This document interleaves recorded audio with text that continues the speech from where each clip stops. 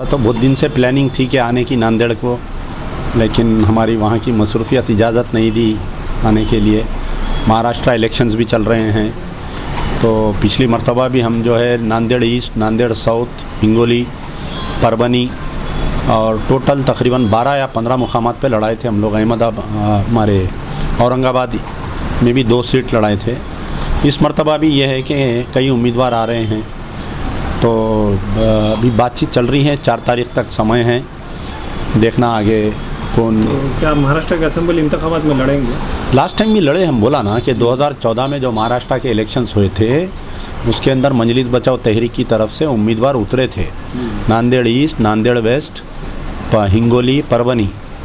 तो आपका सवाल ऐसा है कि शादी करे तो वलीमा तो करना ही पड़ेगा ना, तो सियासी पार्टी है तो इलेक्शन तो लड़ना ही पड़ेगा उस सूरत से। अच्छा, सैयद मोइन के इमाम में वापसी से आपको क्या लगता है आगे? नहीं बेचारे, अब देखिए ऐसा है कि अब उस पर मैं कुछ नहीं बोलना चाह रहा हूँ कि निकले क्यों, फिर वापस गए क्यों, उनका मसला है। आप उनसे पूछे तो बेहतर है, उनकी जमात के लोगों से पूछे तो बेहतर है। अब आदमी अच्छे हैं, अब इतना ही बोल सकता हूँ मैं कि उनकी नेक ख्वाहिशात के लिए मैं दुआ कर सकता हूँ कि उन्होंने जो उम्मीद लेके गए हैं कि टिकट मिल जाएगा, एमएलए बन जाऊँगा, उसकी कामयाबी के लिए मैं दुआ कर सकता हूँ। तो कई कांग्रेस वाले बीजेपी में जा रही, कई एनसीपी वाले शिवसेना में जा रही। सुबह में एक पार्टी में है, दोपहर में एक पार्टी में उन्हें, शाम में एक पार्टी में रह रहा। सियासत में तो उछल कूद होते रहती है। और लेकिन एक बात वाज़ेह है कि नांदेड़ वालों ने दिल से चाहा मजलिस इत्तेहादुल मुस्लिमीन को, उनके जज्बाती तकारीर, उनके वादे। तो ये क्या हो गया था कि मजलिस के जो असदुद्दीन ओवैसी, अकबरुद्दीन ओवैसी के जो वादे थे वो गालिब की महबूबा के वादे निकले हो। हॉस्पिटल डालता हूँ, स्कूल डालता हूँ, जैसा अक्सर हमारे हैदराबाद में एक कैरेक्टर है सलीम फेकू, तो हमारे पास भी सियासत में एक कैरेक्टर है ये सलीम फेकू। तो नांदेड़ वाले जो है मुसलमान बहुत जज्बात वाले होते हैं, और क्योंकि बहुत ज़्यादा फिसादात देखे, जुल्म सितम देखे बीजेपी का, शिवसेना का, एक खरा झंडा लहराए कोई इलाके, तो जैसा पाइट पाइपर की स्टोरी होती वैसा सब मिलके साथ दिए, 11 सीट लाए यहाँ पर। तो मुसलमान जो है दूध का झला छाछ भी फूके पीता है। तो एक बार मजलिस को देख लिए क्या हुआ सो, अब दोबारा मैं नहीं समझता कि फिर मजलिस यहाँ पर नांदेड़ में उठेंगी, क्योंकि आप तारीख़ देख लीजिए, पूरा ये जितना मराठवाड़े का पुराना बेल्ट है, औरंगाबाद का बोलिए आप, जितना हमारा पुराना हैदराबाद स्टेट है, एक बार अगर मजलिस को धुतकार दिए तो फिर उसके बाद में गले नहीं लगाते। तो मेरी ये है कि मेरा जो सियासी कैलकुलेशन ये बता रहा कि अब नांदेड़ में मजलिस का कोई फ्यूचर नहीं रहा। जब हैदराबाद में आपने इंतखाबात में इलेक्शन लड़े, कौन कामयाबी नहीं मिल सकी, इसके पीछे क्या? नहीं, आप देखिए कि इसका राज ये है कि हैदराबाद में अब जैसा मैं एज ए कारपोरेटर था, मैं तो पहले मैं जहाँ से लड़ा पूरा मेरे वार्ड को 3 अलग अलग टुकड़े कर दिए। खैर कैसा कि अल्लाह ताला मुझे पहली मर्तबा जिता दिया चंचलगुड़े से, तो उसको रिज़र्व किए। फिर उसके बाद में दूसरी मर्तबा मैं दूसरी जगह से लड़ा, तो उसको फिर लेडीज़ कर दिए। फिर मैं तीसरी जगह से लड़ा, सिर्फ 12 दिन का समय मिला मुझे।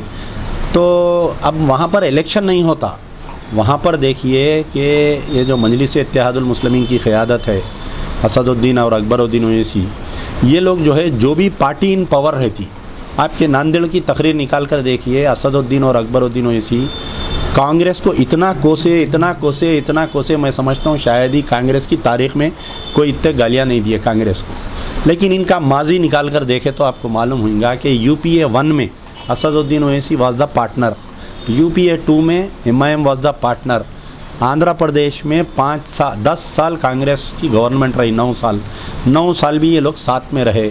तो आप जब साथ में हैं, मैं और आप 2 जने साथ में हैं, तो मेरे अच्छाई आप भी शेयर करते, आपकी बुराई मैं भी शेयर करता हूँ। मेरे को ये बोलिए कि वो मजलिस इत्तेहादुल मुस्लिमीन कहाँ रही? ये जो नांदेड़ में जो लोग लाए थे मजलिस को, बम्बई में जो लोग लाए थे मजलिस को, बम्बई में देखिए आप अब्दुल्ला पटनी को हटा के कांग्रेस के एक MLC को रात में ट्वीट के ज़रिए सदर बांट दिए। यानी एक सियासी जमात में सदर चुनने का तरीक़ा ऐसा होता कि लोकल जो प्राइमरी यूनिट्स रहते उनकी रुकनियत साजी होती। आप मजलिस इत्तेहादुल मुस्लिमीन का दस्तूर पढ़िए आप कि क़ायद मिल्लत नवाब बहादुर यार जंग अलैहि रहमा जो मजलिस के फाउंडर है, जब मजलिस बनाए तो उसमें उन्होंने ये लिखे थे सबसे पहले कि 5 टाइम का नमाजी रहना जो मजलिस का कारकुन रहेगा। फिर उसके अंदर जो है रुकुन आमिला, रुकुन शोरा, यानी इब्तदाई से एक अदना वर्कर से लेके सदर तक इलेक्टेड बॉडी रहना बोल के। अब यहाँ क्या है, ट्विटर पे सिलेक्शन हो रहा, ट्विटर पे रिजेक्शन हो जा रहा। असदुद्दीन ओवैसी साहब मिस्टर ट्विटर क्या किए, रात में 10:30 बजे ऐलान कर दिए कि बम्बई का सदर फलाना रहेगा। वो बेचारे को मालूम ही नहीं, अब्दुल्ला पटनी को 5 साल से मेहनत किया बेचारा उसको, और आपके बम्बई में दुनिया की महंगे मुकाम पे मजलिस की ऑफिस डाला। ये बताइए आपके अब फिरोज़ लाला को टिकट देनी दीजिए, कौन से भी लाला को टिकट देनी दीजिए, किसी को भी कुछ करने दीजिए। ये पूरा क्या है, इलेक्शन जो है डिज़ाइन हो रहा। हर स्टेट का इलेक्शन अमित शाह बैठ के पूरा डिज़ाइन करके कौन उम्मीदवार कहाँ से रहेगा, कौन से पार्टी से लड़ेगा।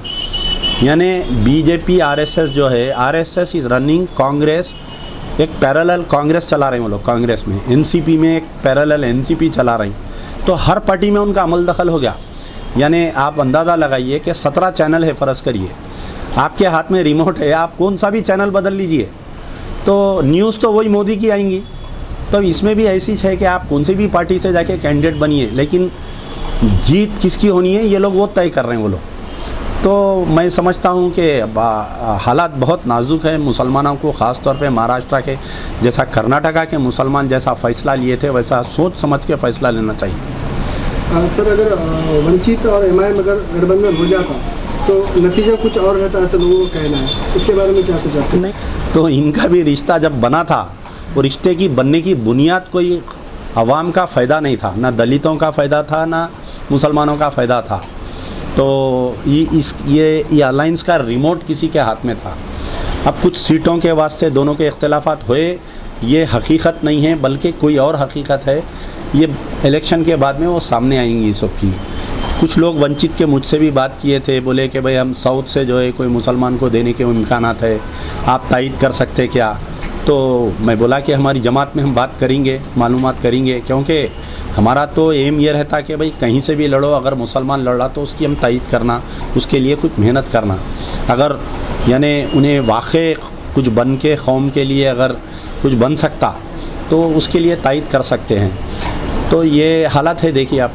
सर ऐसा सुनने में आ रहा था कि टीआरएस महाराष्ट्र के इंतखाबात में हिस्सा लेंगे, ये क्या बात सही है? नहीं, आप देखिए ये जो मराठवाड़ा का जो बेल्ट है पुराना, यहाँ पर 28% तेलुगु स्पीकिंग लोग हैं। तो अब आपके जितने भी ये में पूरा आपके बोधन से जो बॉर्डर ख़त्म हो रहा है यहाँ तक, तो अब जैसा कि तेलंगाना रियासत को अलग किया गया तो यहाँ पर भी मराठवाड़ा अलग करो बोल के एक मांग कई ज़माने से है। उसकी मांग की वजह ये है कि यहाँ पर आप देखेंगे सबसे ख़तरनाक सड़कों की हालत है। यहाँ पर बेरोज़गारी की इंतहा है यहाँ पर मराठवाड़े में, चाहे अब आपको हिंदू बोलिए मुस्लिम बोलिए। यहाँ के बच्चे पढ़े लिखे डॉक्टर इंजीनियर जो है बम्बई जाके कमाना, या नहीं तो पूना जाना, या नहीं तो हैदराबाद आना वहाँ पर। तो यहाँ के जो हालात है मराठवाड़ा के बहुत ही ख़राब है। आप बोधन तक निज़ामाबाद तक देखिए, बेहतरीन तरक्की है, अच्छे रोड है, इंफ्रास्ट्रक्चर है और रेस्पॉन्सिव गवर्नमेंट है। तो यहाँ के जो तेलुगु स्पीकिंग 28% तेलुगु स्पीकिंग बोले तो बहुत बड़ा शेयर होता है। अगर आप डिवीज़न ऑफ वोट लिए कि एनसीपी, कांग्रेस और आपके ये डिवीज़न ऑफ वोट अगर लेंगे तो आपको जो है एक अच्छा सा यानी जीतने की भी उम्मीद हो सकती। तो अब अभी वो लोग फ़ैसला नहीं किए। मेरा जहाँ तक मालूमात है कि टीआरएस हैज़ नॉट डिसाइडेड कि कितने सीट लड़ना या नहीं लड़ना या कितने सीट लड़ना। सर नांदेड़ से कोई उम्मीदवार है क्या आपका असेंबली इंतखाबात? मैं बोला ना कि अभी हम कोशिश कर रहे हैं कि ऐसा तो बहुत सारे लोग लड़ने की ख्वाहिश कर रहे हैं, लेकिन जब हम तकरीबन लोगों की इंक्वायरी कर रहे हैं तो उम्मीदवार मजबूत उम्मीदवार नहीं दिख रहे हैं। कि खाली जो है कि शौक़ में इलेक्शन लड़ना अलग चीज़ है, यानी किसी को टफ फाइट देना और ख़ुद जीतना, ये दो इरादों से हम इलेक्शन लड़ना चाह रहे हैं।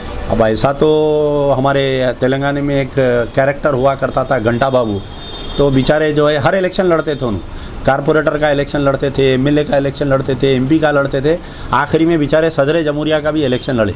तो इलेक्शन लड़ना मकसद नहीं रहता, बल्कि पार्टी को इस्टेब्लिश करना और कौम का फ़ायदा होना। 4 तारीख को फैसला ले लेंगे कि सर एमपीटी लड़ना है या नहीं लड़ना है? नहीं, मैं बोला ना आपको कि अगर हम नहीं लड़ेंगे तो किसी की तायद करेंगे, तो अगर कोई अच्छा उम्मीदवार मिलेगा तो ज़रूर लड़ेंगे। सर लड़ेंगे तो अवाम के पास किन मुद्दों को लेके जाएंगे, क्या रहेंगे मुद्दे? आप बोला ना मैं कि सबसे मेन मुद्दा जो है, देखिए मजलिस बचाओ तहरीक के जो फाउंडर है गाजी मिल्लत अलहाज मोहम्मद अमानुल्लाह खान साहब, ये मजलिस बचाओ तहरीक की बुनियाद ये है कि डेवलपमेंट, आप समझिए मेरी बात को, कि खान साहब जिस तरीके से अपनी कॉन्स्टिट्यूंसी को डेवलप किए थे, मैं बहैसियत कारपोरेटर मेरी कॉन्स्टिट्यूंसी को कैसा डेवलप किया था, डेवलपमेंट की बुनियाद पे क्या हालत है आपके नांदेड़ की। देखिए आप, मैं आज तकरीबन 6-7 साल से आ रहा हूँ, मैं जो देगलूर नाके से जो रोड आ रही, देखिए क्या हालत है, 1-1 फीट का गड़ा है। यहाँ के चीफ मिनिस्टर गुजरे, यानी एक मरतबा अगर चंद घंटों के लिए सही अगर चीफ मिनिस्टर मुझे बना दे तो बतला आपके रोडों की हालत नक्शा बदल के बदला देता हूँ। आप यहाँ का पोल्यूशन देखिए क्या है, हर घर में अगर 10 आदमी है तो 8 आदमी यहाँ पर बीमार है, और आपके यानी बहुत सारे मसाइल हैं यहाँ पर। तो अब नारे तकबीर अल्लाह अकबर, ये जय सियाराम के 2 तकारीर अगर आप बाजू हटा देंगे, ये जो है सिर्फ पॉलिटिक्स में 5% है, 95% डेवलपमेंट चाह रहे हैं लोग, पढ़े लिखा जो तबका है। और एक अक्सर ये जो है कि हमारे लोगों में एक बैकलॉग ये है कि हमारी कौम पढ़ी लिखी नहीं है। मैं चैलेंज करता हूँ, आज इंसेट IB में जाने वाला का भी नाम मुसलमान है। तो यहाँ के जो लोग हैं, हम भी चाह रहे हैं कि कोई अच्छा डॉक्टर, इंजीनियर, पॉलिटिक्स में आना, MBT का कैंडिडेट बनना, उन्हें हार जीत अल्लाह के हाथ है, मगर कम से कम जो है कि एक अच्छा मैसेज तो दे सकेंगे ना हम आवाम में। कोई एक आदमी को बतलाइए जो ऐवान असेंबली में महाराष्ट्र के ठहर के तन के बोला उन्हें कि मुसलमानों के साथ जुल्म हो रहा।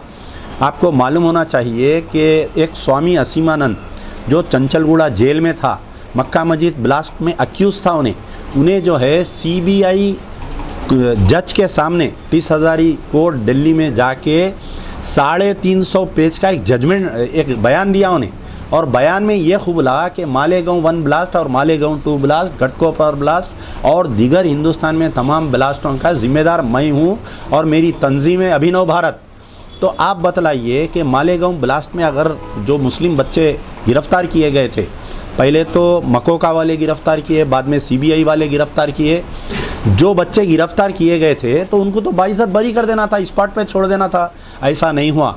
वहाँ जब पहले तो अखबारात का कटिंग लेके जाके उनके वकला डाले तो पुलिस बेल को ऑब्जेक्शन करी। उसके बाद में ये हुआ कि दिल्ली के कोर्ट में जाके सर्टिफाइड कॉपी पूछे उसके बयान की, तो जज साहब नहीं दिए। फिर कैसा कि निकाल के जब लेके जाके दिए तो बच्चों की सिर्फ बेल हुई, केस बच्चों पे से नहीं ख़त्म हुआ। मालेगांव 1 में 60-70 बच्चे मुसलमान 12 साल जेल में रहे, मालेगांव 2 में तकरीबन 8-10 साल जेल में रहे। तो अब आप किसको बोलेंगे, आप बतलाइए। ये सब अपनी अपनी जंग लड़ ले रहे हैं लोग। कोई इनकम टैक्स से बचने के लिए मोदी को रोको बोल रहा, कोई ED की नोटिस से रोकने के लिए मोदी को रोको बोल रहा, कोई भी मुसलमानों की हमदर्दी के लिए मोदी को रोको नहीं बोल रहा। इतने देखिए आप, हाल ही की मिसाल है, मध्य प्रदेश में कांग्रेस की गवर्नमेंट है, वहाँ पर जो है तबरेज़ अंसारी का कत्लेआम हुआ और उसके कातिल को 307 निकाल दिए। तो अब आप किसके ने जाएंगे, आप बतलाइए। आप मध्य प्रदेश में कांग्रेस की गवर्नमेंट है ना साहब, तो कांग्रेस की गवर्नमेंट में ऐसा हो रहा ना, किसका ने जाते आप बोलिए। हाल ही में हमारे TRS जो गवर्नमेंट है तेलंगाना में, उन्होंने बोले कि मैं प्राइम मिनिस्टर बनता हूँ, सब मुसलमान मेरी तायद करना। तेलंगाना बनने के बाद में TRS पार्टी और MIM पार्टी दोनों अलायंस में है वहाँ पर, और उसमें जो है पहला वाक़या हुआ किशनबाग में, राइट्स हुआ, 4 बच्चों को गोली मारे, 70 बच्चे 3 साल से जेल में हैं, फिर रहे कोर्ट की अदालत के चक्कर। आलेर एनकाउंटर मालूम ना आप लोगों को, आलेर में जो 5 बच्चों को अदालती तहवील में, अरे जुल्म हो गया ना मुसलमानों पे। जेल में महफूज नहीं मुसलमान, अदालत में महसूस नहीं मुसलमान, जेल से निकाल के कोर्ट को लेके जाते, बच्चों की हाथ में हथकड़ी है, गोली मार दी, एनकाउंटर कर दिया। आज 5 साल 6 साल हो गया, यहाँ पर आके नांदेड़ में मजलिस की क़ियादत बड़े बड़े बातें कर रहे हैं। यहाँ पर एक खाना मस्जिद अंबरपेट रोड वाइडनिंग में पूरी मस्जिद साफ़ कर दी है, ज़बान नहीं खोल रहे हैं वहाँ पर। तो अब किसके साथ जाएंगे बतलाइए आप। क्या आप TRS के साथ जाएंगे, क्या आप कांग्रेस के साथ जाएंगे, क्या आप NCP के साथ जाएंगे, वंचित अगाड़ी में लास्ट पार्लियामेंट इलेक्शन में आप देखें ना, कई BJP के, कई RSS के लोगों जो BJP के टिकट पे इलेक्शन लड़के हारे हुए पार्लियामेंट का, उनको असेंबली का हारे हुए थे, उनको जो है पार्लियामेंट के मेंबर बनाए। तो हम ये बोल रहे हैं कि भाई बल में बल, अपना बल, अपनी क़यादत, अपना झंडा, अपना एजेंडा। सर आप तायद करेंगे तो किसको तायद करेंगे? मैं बोला ना कि मुद्दों की बुनियाद पे हम तायद करेंगे। अगर हम कैंडिडेट नहीं लड़ाएंगे, हमारे मुद्दों की बुनियाद पे हम जो है मुसलमान, अब जैसा यहाँ पर लोकेलिटी मुस्लिम लोकेलिटी है, आप जाके देखिए मुस्लिम लोकेलिटी में और गैर मुस्लिम लोकेलिटी में कितना फ़र्क है। आपके पास जो है सीवर लाइन नहीं है, उनके पास सीवर लाइन है। आपके पास रोड नहीं है, उनके पास रोड है। आपके पास गवर्नमेंट स्कूल नहीं है, उनके पास गवर्नमेंट स्कूल है। आपके पास हॉस्पिटल नहीं है, उनके पास हॉस्पिटल है। हम बिठाएंगे नांदेड़ के गयूर मुसलमानों की एक बड़ी कमेटी बना के, जिसकी भी हम तायद करेंगे, उसको ला के पहले बिठा के पूरा इन कैमरा रिकॉर्डिंग करेंगे। अगर मैं यहाँ से एमएलए इलेक्शन जीतूँगा तो मैं मुसलमानों की बस्ती में, मेरा जो एमएलए फ़ंड मिलता, हर एमएलए को 5 करोड़ रुपए फ़ंड मिलता, मैं 2.5 करोड़ रुपए मुस्लिम बस्तियों में डालूँगा। इतने स्कूल डालूँगा, इतने दवाखाने डालूँगा। अगर कोई ये बात कर रहा तो हम उसकी तायद करेंगे। नाने उर्दू न्यूज़ यूट्यूब चैनल को सब्सक्राइब जरूर करें और बेल आइकन को क्लिक करें। बेल आइकन को क्लिक करने से होगा ये कि आपको लेटेस्ट न्यूज़ अपडेट की नोटिफिकेशन मिलती रहती है।